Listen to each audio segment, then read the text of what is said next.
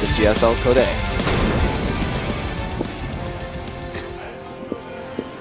In the top right, our Zerg player making last game look weird but easy.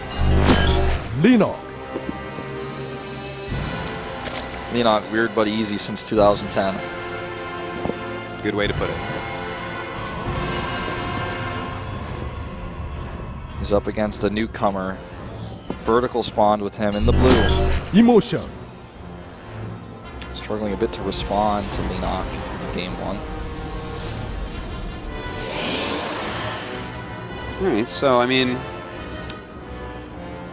two possibilities with Emotion. One, he wants to play a long sky toss game. Two, he has an all-in that he thinks is going to catch Leenock off guard and kill him. For Leenock, though, I mean, the sky's the limit. He could do anything here. It is his opponent's map pick. It is a map that your opponent is a superior sky toss player on. It can be extremely difficult and almost impossible to kill him. So, I mean, the other part is late game, Leenock, ZVP, very strong. He could just go long game here as well and just outplay Emotion. Yep. Well, because of the map, it's going to take like a long time for us to see what sort of build these two players are going for. I had a question I wanted to ask you. Do you ever use a 10 kilos keyboard before? Yeah, I mean, I've used it. I mean, like for like an extended period of time. No, never for extended period. Neither have I. Like, I've tried them. I prefer a more standard keyboard size, but I'm just curious about you.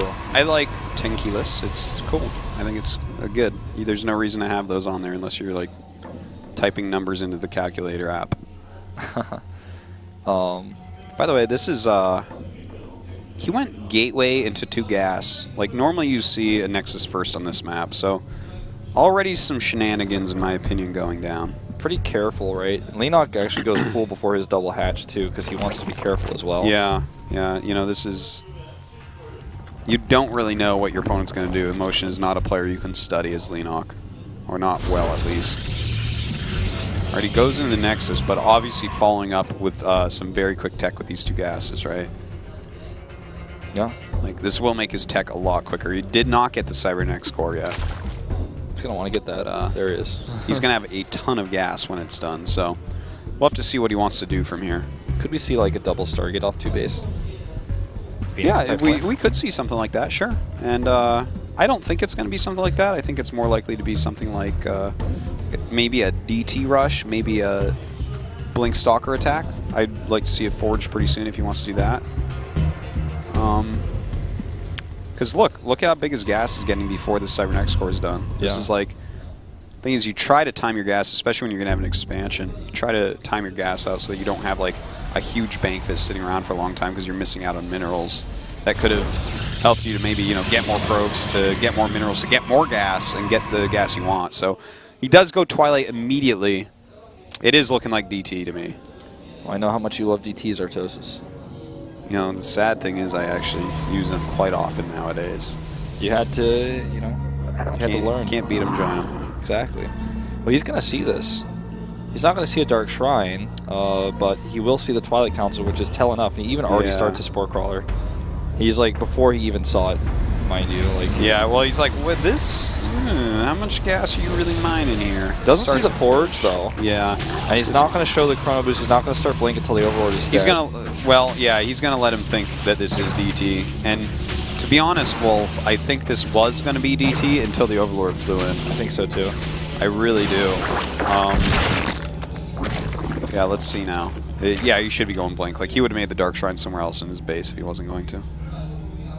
Yeah, I think he's just going to do it. He's just not going to get anything out of it. He just wants a Twilight. He's rushing the Archon. He's just making sure that, you know, he can get that +2 when it's done without thinking about it. What is he doing?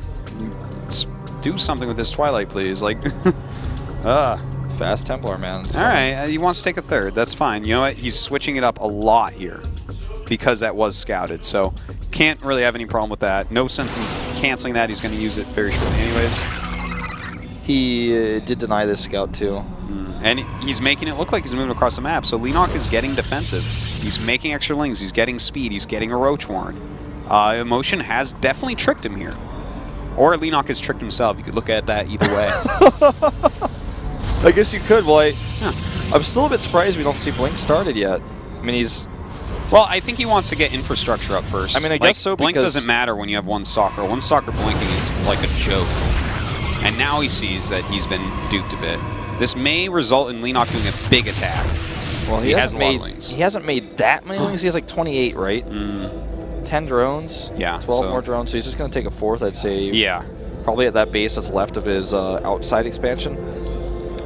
I would say so. Like, I think he needs to take another base, considering, you know, he made a bunch of units. He got ready defensively. His opponent is like, the build doesn't fit together well what Emotion's doing. You know, this is all kind of mind games and tricks. So I think a fourth would be completely fine, and I think it would be defendable against the Blink attack that's obviously coming as well. Very lucky Leenock is that the slings did not get force fielded into that ramp. Although Sentry at the top would have had so much fun destroying them. He's going to start +2 right away. I mean, not even skipping a beat. Macro Hatch going down as well. I don't like the macro hatch at the front natural. You like it better in the main? Yeah, especially since you've already seen what your opponent has done. Like, if your opponent wins, it's going to be with a frontal attack right there, right? So, I mean, you're giving him an area that's easier to force field. You're giving him more of your production if he kills off that area. I just think in general, this time, well, do you isn't think as good. Also, like, there are some, like, I would try to play devil's advocate here. He can reinforce the battlefield faster from that location. He also, if he loses... That is true. If he loses only his third hatch, then the secondary hatch is not as long for long-distance mining. This is a bit annoying, losing that Stalker, and looks like probably at least one probe, maybe some of these other transferring probes. No, not quite. It's a nice fancy micro there. Pretty decent. He's taking that fourth now, but no, I mean, the points you had there are valid. I agree with you overall. What I see why you might take it there instead. The other thing to consider is, like, you could have taken it on the edge of, like, the creep in the main base because his bases aren't even connected by creep in the main. Yeah, that's true. All right, so full scout here at least. Yeah, sees all the gates. Then he should have a good idea what's coming. I don't think he's want to make mutas here at this point. No, certainly not. You know, he's about to have roach speed and 1/1 and a bunch of roaches, so that's basically what he's going to be sitting on is lings, roaches, you know, possibly at some point hydras, but for now lings and roaches should be good against this +2 blink stalker, which is like, this isn't the cleanest +2 blink stalker timing. It's not weak by any means though. This is going to be a strong attack. It's going to be really strong. Yeah. Leenock and Emotion on the exact same mineral economy right now. He's got, you know, a ton of gateways to work with. +2 is done. He's getting a Warp Prism right now. This little counterattack is not strong enough to really force a big reaction out of Emotion either. So he's just like, go ahead with the plan here. He needs that Warp Prism though to be able to warp in units closer. Actually, no, that pylon is close. Just get up. Now Leenock is getting Burrow movement and Burrow. Definitely something that could come in handy. We'll see. There is an Observer here, of course, so it's going to be harder to use it as effectively, but definitely something you still get use out of. Picking off a few Stalkers here. And all right, here we go. This is just so much Protoss army. Leenock's actually going to turn around and come home. Not the best force fields we've ever seen, not even close, but certainly some mess-ups here, and throws down that Time Warp. We'll see, can he actually hold on here? Some pretty decent Blink micros so far. Another Time Warp goes down to the same location. Yeah, a little bit off, kind of frantic with the spellcasting, but you know what? This attack is doing its job right now. A lot of probes getting taken out meanwhile. Now Burrow movement is done, and 17 roaches are about to pop out. He's actually starting to fight with drones here a little bit. Yeah, he's just got to hold this. Like, he stopped mining at the third base here of Emotion, but I think he's pulled his drones back now, and here come those roaches from earlier. And I think he's going to hold here. The question is, even though he holds, who gets further ahead? I mean, I think with the lost mining here, the fact that Leenock is going to have Larva to redrone pretty quickly, I think he's ahead. There's no Colossus tech, there's no Immortals. Have to agree. He lost his entire army. He has no sentries. That's one of the big pieces for me as well. Like, not only does he have no real anti-roach, he just has Blink Stalkers and +2. Like, this is the same situation that we see Protosses get themselves into a lot, where they just sit there and make more Blink Stalkers because it's the only way to stay alive. And long-term against a 4-base Surge with 5 hatches, you're not likely to win with that. He's just losing too much here already. He's got no army to speak of. And Leenock is just going to roll him over. He's actually microing his roaches individually here, burrowing them as there's no observer nearby. And that Nexus is now contaminated.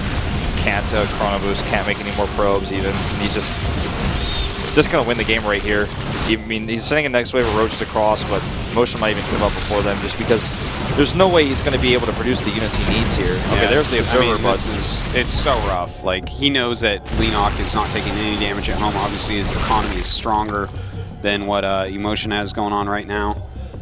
He has to expect that there's a 4th base, whether he saw it or not. Well, this should be the killing blow here.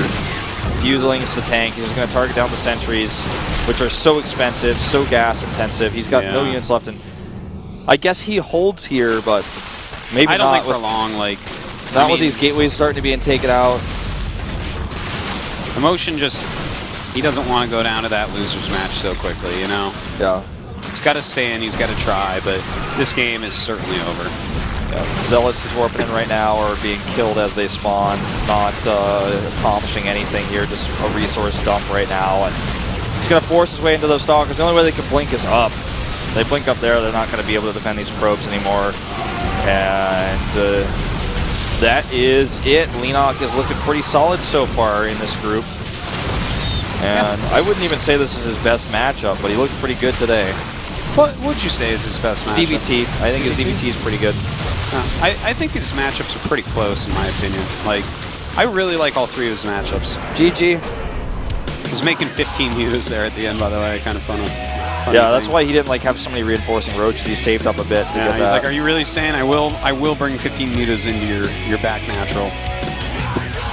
Well, that was a tough loss for Emotion, but you know what? He didn't play bad games. You can't expect to beat Leenock on this try. Like, definitely needs to practice a bit more. A strong player, but we'll see how he does in that loser match against Fantasy. He doesn't have enough experience in general. He's barely ever played in Pro League. This is his first attempt at GSL in a televised match. So he's the type of guy who really just needs to sit down and play a lot more games with his team. And then I think the more times he plays in Pro League, for example, the more experience he gets there. And the next time he comes into a GSL, assuming he doesn't qualify today, he'll have a much better shot at the group. He's not out yet. But, not out yet, but this group is it's difficult. Full of really strong players. It's one of the hardest groups in Code A this season, so pretty hard for Emotion. Well, we are going to see a PVZ in our winners match.